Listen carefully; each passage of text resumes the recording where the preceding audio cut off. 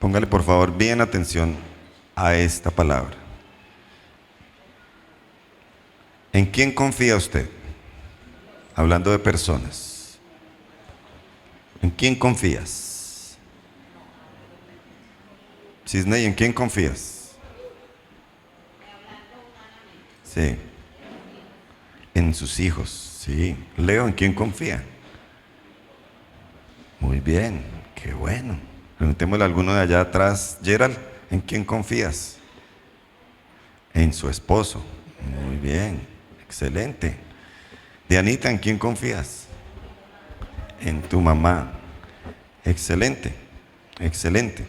Estamos hoy en un día especial en nuestro país, ¿cierto? Hoy es día de elecciones. Y hay muchas personas que ya ni se toman la molestia de ir a votar. Ya dicen, no, ese es un día para irnos de paseo. Algunos ni inscriben la cédula, ni van al lugar, ciudad, municipio donde le corresponde votar. Para ellos eso no es nada importante. Y eso responde a algo que se ha perdido en el sistema político y electoral del país, y es la confianza, ¿cierto? Y estas personas que uno escucha a veces tienen razón. No, pero yo qué voy a votar si eso ya está arreglado, le dicen a uno. Eso ya se sabe quién va a ganar. Eso va a seguir todo igual. Significa que han perdido la confianza en los políticos por una u otra razón. Algunas de ellas, no, es que no cumplen lo que prometen, entonces no, ya no confío en ellos. Otra razón, no, es que eso cuando suben allá se vuelven arrogantes. En campaña lo saludan a uno, lo abrazan a uno, y ya cuando están allá, qué problema para poder hablar con ellos. Entonces, no, yo no creo en eso. Otros dicen, no, es que roban, son corruptos.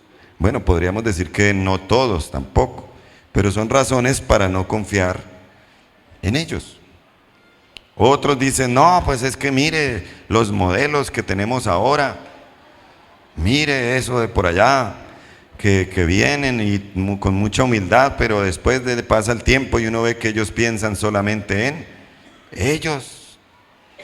Entonces, no confío en el sistema político.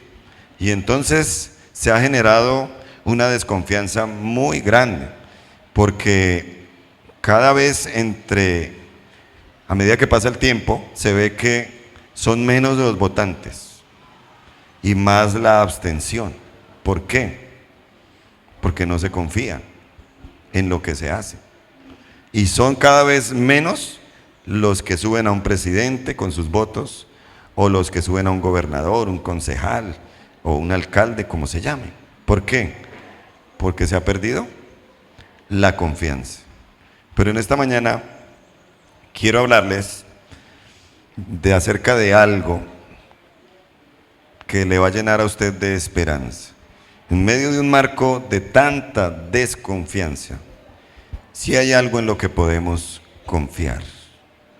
Hay algo en lo que podemos confiar plenamente, y es en la palabra de Dios. ¿Cuántos confían en la palabra de Dios?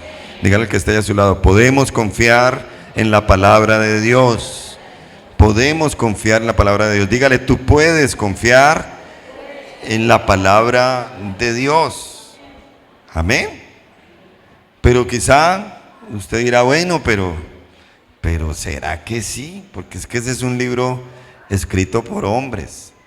¿Será que podemos confiar en ella? Yo creo que sí.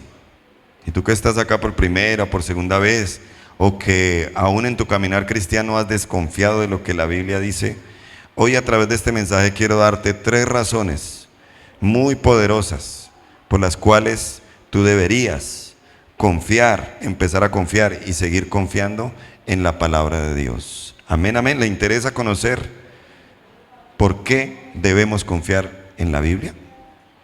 Ubíquese por favor en la Biblia que usted trajo o en la del celular, en la segunda carta del apóstol San Pedro, o sea, segunda de Pedro, capítulo número 1, y vamos a estudiar desde el versículo 16 hasta el 21. Para los que anotan, este mensaje se llama ¿En quién confías? ¿En quién confías? Y si usted ya encontró Segunda de Pedro capítulo 1 versículo 16, no le voy a dar regalo porque ya se los llevaron, pero alégrese porque ya tiene ahí la porción bíblica para su vida. Dice así la palabra del Señor: porque no os hemos dado a conocer el poder y la venida de nuestro Señor Jesucristo, siguiendo fábulas artificiosas, sino como habiendo visto con nuestros propios ojos su majestad. Pues cuando Él, o sea Jesús, recibió de Dios Padre honra y gloria, le fue enviada desde la magnífica gloria una voz que decía: este es mi Hijo amado, en el cual tengo complacencia. Y nosotros oímos esta voz enviada del cielo cuando estábamos con Él en el Monte Santo. Tenemos también que la palabra profética más segura. ¿Cuál es? ¿Cuál es la palabra profética más segura? La Biblia, a la cual hacéis bien en estar atentos. ¿Cómo hay que estar? Como a una antorcha que alumbra en lugar oscuro, hasta que el día esclarezca y el lucero de la mañana salga en vuestros corazones. Entendiendo primero esto, que ninguna profecía de la Escritura es de interpretación privada, porque nunca la profecía fue traída por voluntad humana, sino que los santos hombres de Dios hablaron siendo inspirados por el Espíritu Santo. Amén y amén. Que el Señor añada bendición a su palabra y toque su corazón en esta mañana. Amén, amén. Esta epístola la escribe el apóstol Pedro a los creyentes de su tiempo, porque resulta que en ese tiempo estaba ocurriendo algo que era bastante preocupante. Resulta que estaba entrando a la iglesia unas ideologías todas raras, todas extrañas, y entonces la gente se estaba yendo detrás de las ideologías y estaban olvidando la palabra de Dios.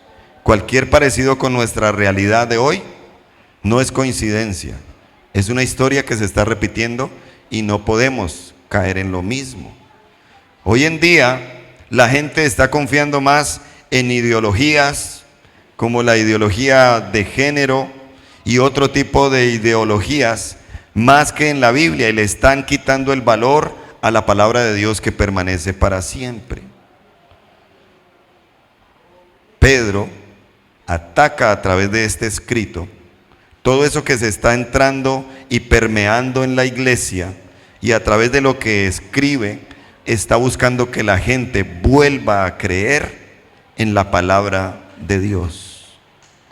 Es lo mismo que está pasando hoy. Increíblemente, la ideología de género se está entrando ya a los hogares aún de personas cristianas, y ya no consideran los colores del arco iris como el pacto de Dios con los hombres, sino lo consideran como la bandera del orgullo de la comunidad del abecedario. Pero no, originalmente el arco iris significa el pacto de Dios de no destruir la tierra con fuego. ¿O con agua? Si están atentos, ¿no? Eso está bien.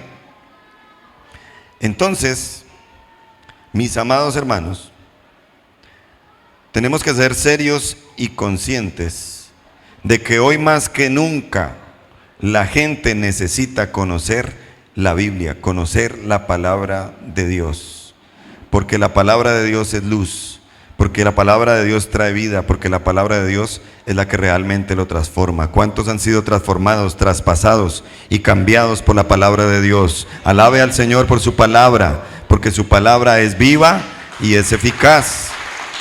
Tiene poder, tiene poder. Entonces quiero decirte en primer lugar que podemos confiar en la Biblia. ¿Por qué? porque es verdad. Debemos confiar en la Biblia porque la Biblia es verdad. Cualquier otro escrito que llegue a sus manos, dude de él. Dude de una revista, porque puede ser que la revista esté amañada con una versión. Dude de un periódico y lo que dice el periódico, porque se ha comprobado que los periódicos a veces emiten fake news, noticias falsas. Puede dudar de cualquier escrito que le llegue a usted a su celular, de la veracidad de él. Debemos dudar y desconfiar de mensajes que nos llegan a veces a nuestro correo. En esta semana me llegó un correo de la DIAN. Y yo, ay, Santísima Biblia, ¿qué será? Y no, un correo agradeciendo. ¿A algunos les llegó ese correo? Y yo, la DIAN agradeciéndome. Esto es increíble. Y miré antes de abrirlo bien el remitente y decía dian@gov.co. Yo, ¡ay! Vea pues, los milagros existen. Dudé del mensaje, comprobé que era verdad, pero a veces pueden llegar mensajes así y han robado a personas, les han robado sus cuentas, les han hackeado las cosas. Entonces, ¿uno qué tiene que hacer frente a todo eso? Desconfiar. Pero déjenme decirles, hermanos, que si hay algo en lo que nosotros podemos confiar es en este sagrado libro, porque este libro dice la verdad. Amén, amén. Pedro, en su experiencia, porque es que el que escribió este fragmento bíblico no era cualquiera por ahí, no fue sino nada más y nada menos que el apóstol Pedro, y él en sus primeros versículos, en el 16, 17 y 18, miren lo que dice, léanlo ahí. Pedro le dice a los creyentes de ese tiempo, Dios te dice a ti, creyente de hoy, no les hemos dado a conocer el poder y la venida de nuestro Señor Jesucristo, siguiendo ¿qué? Fábulas artificiosas. Pedro les dijo, no, nosotros no les hemos enseñado fábulas, sino como habiendo visto con nuestros propios ojos su majestad. ¿Pedro había visto al Señor Jesús? Sí. Pedro fue un discípulo de Jesús. Él lo había visto. Pero dice el versículo 17, pues cuando él recibió de Dios Padre honra y gloria, le fue enviada desde la magnífica gloria una voz que decía, este es mi Hijo amado, en el cual tengo complacencia. ¿Cuándo sucedió eso en la vida de Pedro? ¿Recuerda esas palabras que dijo el Padre en el bautismo del Señor Jesús? ¿Segura? ¿Segura? ¿Y ahí estaba Pedro? ¿Ahí estaba Pedro cuando Jesús se bautizó? No, pues hasta ahora se estaba siendo bautizado, no tenía ni discípulos. Antes se cree que era discípulo de Juan el Bautista, Jesús mismo. Entonces, ¿cuándo fue que? ¿Será que nos está diciendo mentiras Pedro acá? ¿Qué cree usted? ¿Será que se equivocó al escribir eso? Porque esa voz que dijo, este es mi Hijo amado, ¿se escuchó una sola vez del cielo? 2 veces, bíblicamente hablando, 2 veces. Cuando Jesús se bautizó, pero ahí no estaba Pedro, él no escuchó eso. Pero sí, cuando Jesús se transfiguró, ahí estaba él. Y Jesús, ¿recuerda usted ese texto bíblico? Y si no, búsquelo en la Biblia, en la casa, aquí no. Cuando Jesús se transfiguró, mostró su gloria y lo hizo solamente con sus discípulos más cercanos. ¿Quiénes estaban ahí? Pedro y Juan. Y entonces Jesús muestra su gloria. Antes todavía no había sido apresado ni crucificado. Y escucharon una voz que dijo, este es mi Hijo amado, en el cual tengo complacencia. Escúchenlo a él. Y entonces fue tanta la experiencia maravillosa que sus discípulos que estaban ahí, ¿qué dijeron? Señor, ¿por qué no hacemos 3 enramadas? Porque en esa transfiguración se vio a Moisés, representante de la ley, y a Elías, representante de los profetas. La ley y los profetas cumpliéndose en Cristo. Y los discípulos dijeron: no, esto está buenísimo, hagamos unas enramaditas y aquí nos quedamos a vivir. Y Jesús dijo: no, tengo que cumplir con mi propósito. Ahí escuchó Pedro esa voz, por eso escribió en el versículo 17. O sea, lo que Pedro escribió es verdad. Y el 18 dice: y nosotros, o sea, él y el otro discípulo que estaba ahí, oímos esta voz enviada del cielo cuando estábamos con él en el monte santo, el día de la transfiguración. Así que, mis amados, esto que Pedro escribió era algo que Pedro creía, porque Pedro vio y oyó. Nosotros tenemos que creer en la Biblia, porque la Biblia es verdad. ¿Y por qué es verdad? Porque todo lo que dice la Biblia se va a cumplir. Amén. Y porque todo lo que la Biblia dice se ha venido cumpliendo. Ya una cuarta parte de lo que dice la Biblia es lo que queda por cumplirse. Amada iglesia del Señor, ¿cuál es el problema hoy en día en medio de nosotros? Es que estamos creyendo más en mentiras y en fábulas que en lo que dice la Biblia, la palabra de Dios. Dejemos de creer en fábulas que se inventan las personas, aún hablando acerca de cosas espirituales. Deje de creer que bañándose con las 7 hierbas usted va a tener buena suerte. Al contrario, yo ni me le arrimo, porque ¿cómo queda oliendo usted bañándose con esas 7 hierbas? Deje de creer en esas mentiras, eso es mentira. Obedezca a Dios, siga sus mandatos y usted será una persona muy bendecida. Amén, amén. Deje de creer que con solamente plata usted va a obtener la felicidad. No, eso es mentira. La mayor felicidad es tener a Cristo en el corazón, porque solo Dios hace al hombre feliz. Amén. Dele un aplauso al Señor, porque esa es su verdad. Deje de creer que orándole a los ángeles, entonces ellos se pondrán a su servicio. No, eso es mentira. Los ángeles son servidores de Dios, que Él solamente es quien los gobierna. Estos días vi un videito de la gorda Fabiola y cómo duró como 23 días en coma y estuvo en el cielo y en el infierno, y hasta ahí todo bien. Lo que no me gustó fue ya el momento en que empieza a hablar acerca de los ángeles y le da la gloria a los ángeles, y entonces ¿dónde queda Jesús? Y como tienen influencia, entonces los que les gusta creer en mentiras, entonces van a resultar orándole a los ángeles, y los ángeles no están para nuestro servicio, sino para el servicio de Dios. Dígale que está ahí a su lado: deje de creer en mentiras, deje de creer en fábulas, deje de creer en promesas por ahí que están tan de moda últimamente. Ya hoy es el día en que se acaban las promesas. Aquí para adelante,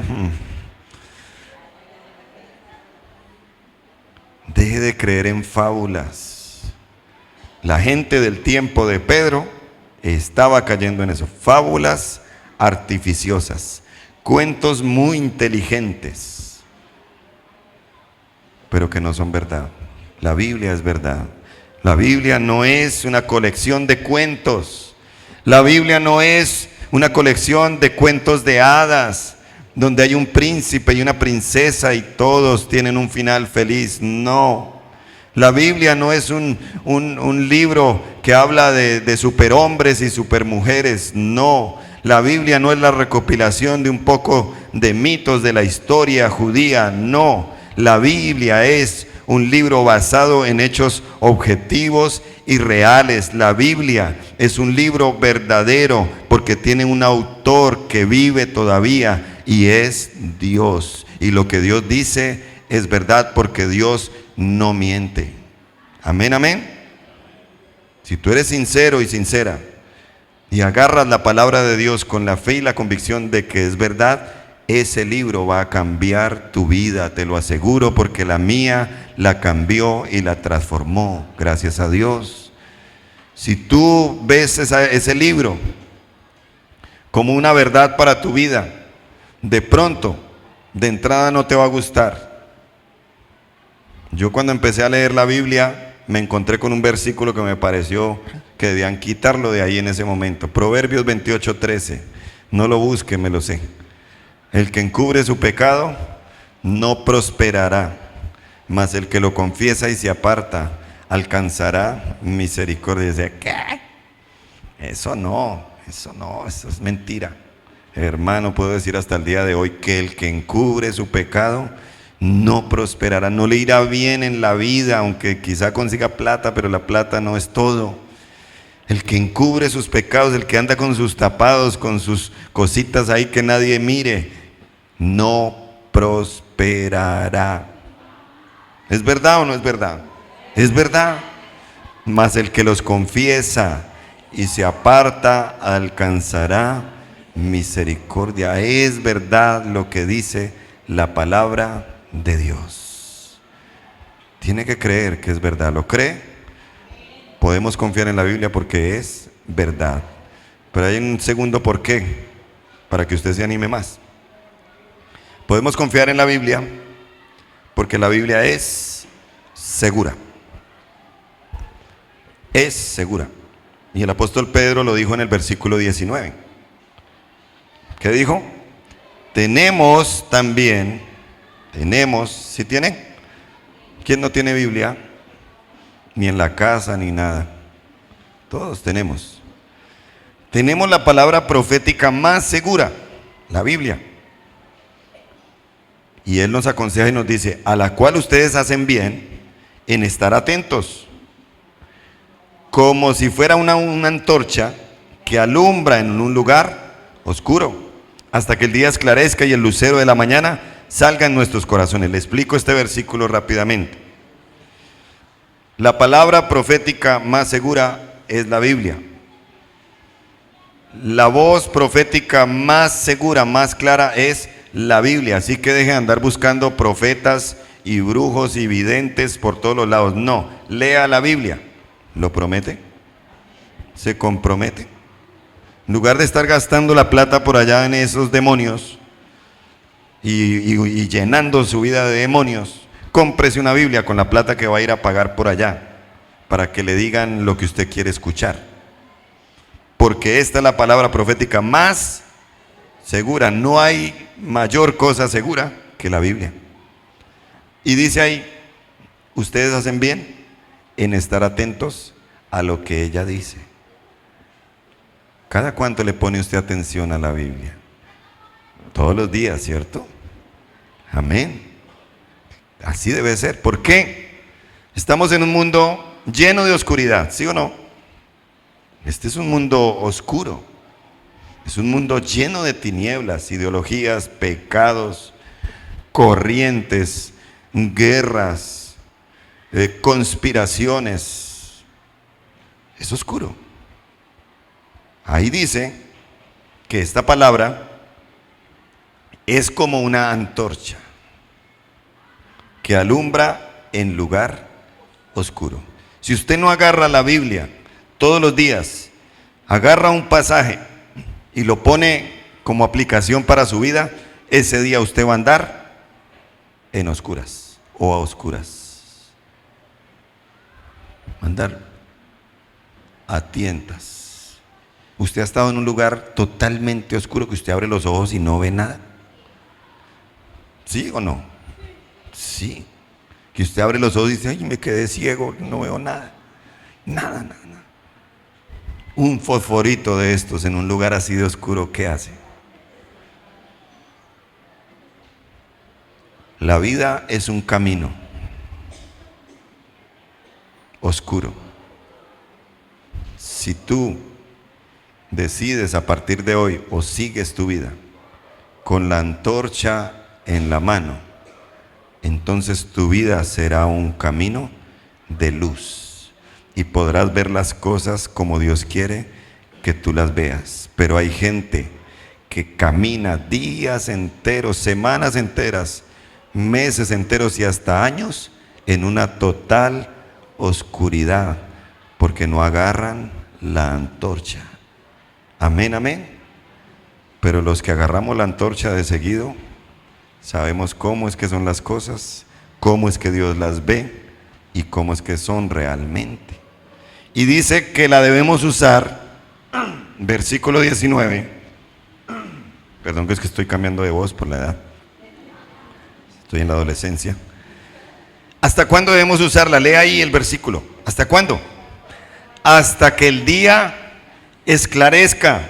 Hay oscuridad en tu vida, hay cosas que están oscuras, que están difíciles, que están como complicadas. Hombre, hoy Dios te está diciendo, agarra la antorcha y no la sueltes hasta que el día esclarezca, hasta que el problema se solucione, hasta que veas luz, no al final del túnel, sino luz en el camino que estás transitando hoy.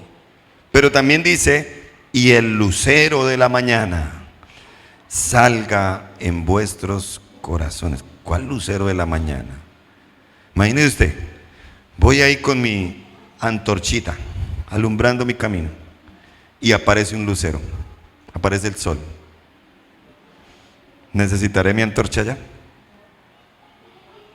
No, porque ¿para qué? ¿Usted necesita una antorcha en un día como hoy? No. O sea que habrá un día, pastor, en que ya no necesitaremos la antorcha. Sí. El día que aparezca el lucero de la mañana, cuyo nombre es Jesús, porque Jesús volverá por segunda vez y cuando Él venga ya no necesitaremos antorcha, porque Él será la luz que lo alumbre todo. ¿Cuántos lo están esperando? ¿Cuántos están anhelando su venida? Él volverá, Él volverá. Dele fuerte el aplauso al que volverá por segunda vez. El lucero de la mañana volverá por ti y por mí. ¿Cuántos lo están esperando? Por eso, mientras Él regresa, no hay nada más seguro que esto, que la Biblia, que es la palabra de Dios. El salmista lo replicó muy bien en ese salmo, en el salmo más largo de la Biblia. ¿Cuál es? 119, versículo 105. Él dijo, lámpara es a mis pies tu palabra y lumbrera a mi camino. Podemos estar seguros, hermanos, de que si vivimos confiando en lo que dice la palabra de Dios, ella será lámpara a tus pies. Verás el camino claro y será lumbrera en tu camino. ¿Has visto esas noches de luna que son oscuras, pero no son tan oscuras porque ahí está esa lumbrera alumbrando? Cuando no se ve la luna, ¿cómo es la noche? Extremadamente oscura. Así es la palabra de Dios. Confía en ella porque es la palabra profética más segura. ¿Vas a confiar, sí o no? Entonces tenemos dos razones. Primero, porque es verdad. Segundo, porque es segura. No hay cosa más segura que eso.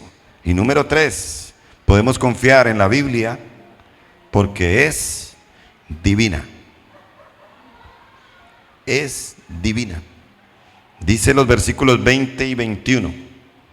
Entendiendo primero esto, que ninguna profecía de la Escritura es de interpretación privada, porque nunca la profecía, o sea, la palabra de Dios, fue traída por voluntad humana, sino que los santos hombres de Dios hablaron siendo inspirados ¿por quién? Es divina, porque ¿quién la inspiró? ¿Qué es inspirar? Hay gente que lo inspira a uno, ¿cierto? Sí, claro. A mí me inspira mucho la gente de Dios que conoce mucha Biblia y que se saben los libros de la Biblia y todo eso, me inspiran. me inspira a seguir enseñándoles. Hay otros que me inspira a darles un cocotazo porque, uy, son muy perezosos. Entonces lo inspiran a uno para bien o para mal. ¿Qué es la inspiración? Dice el que escribe canciones, no, es que es como ese impulso que me llega para escribir. ¿Se acuerda cuando usted, en nuestros tiempos de viejos, queríamos escribir una carta de amor a la persona que queríamos? ¿Qué quería uno? Que viniera la inspiración para escribir esa carta así, toda poética, y que ella la viera y dijera, ay, me caso contigo. A veces la inspiración no venía y aparecía el demonio de la mala ortografía, de la mala redacción, de los nervios, como la hermana que estaba con el fósforo aquí, así. Y no quedaba bien. Si el Espíritu Santo de Dios no hubiera inspirado la Biblia, estaríamos perdidos. Es verdad lo que dicen algunas personas, no, pero es que eso es un libro escrito por hombres. Es verdad. ¿Quién escribió la Biblia? ¿Un hombre? ¿Cuántos? ¿Cuántos? Más de 40 autores. ¿Y la escribieron en un año? No. Muchos años. ¿Y se conocieron entre ellos? Algunos ni se conocieron. Ni se conocieron. Sí, es un libro escrito por hombres, pero fue inspirado por Dios. ¿Quién apareció ahí invisiblemente al lado del rey David cuando escribió los salmos? ¿Quién estaba ahí dictándole, entre comillas, a David? El Espíritu Santo de Dios, para que escribiera. Para que escribiera. ¿Quién estaba ahí? Y fue la última inspiración. Detrás del apóstol Juan en la isla de Patmos, para que él escribiera el libro del Apocalipsis. ¿Quién estaba ahí inspirándolo, dictándole? El Espíritu Santo de Dios. Los escritores fueron más de 40, pero el autor es uno solo. ¿Está entendiendo? Una cosa es escritor, otra cosa es el autor. ¿Quién es el autor de la Biblia? Dios. ¿Y qué es la Biblia?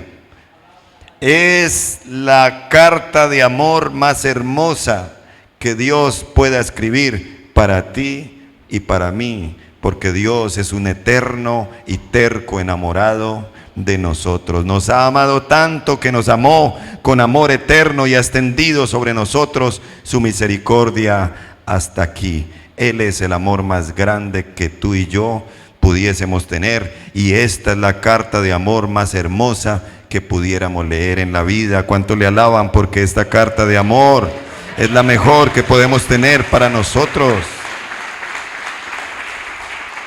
Entonces dije de andar llorando, ay, es que no me escribe nada mi marido, todo seco. Mire la carta de amor que le escribió su esposo perfecto. Ay, es que mi mujer no me escribe sino la lista del mercado y nada. Ese es el gesto más cariñoso que tiene. Agarre la Biblia, papito, deje de ser tan vacío y llénese de esto que es la carta de amor para hombres y para mujeres. Es divina, es hermosa, es bella, es lo mejor que pudiésemos tener. Dice el texto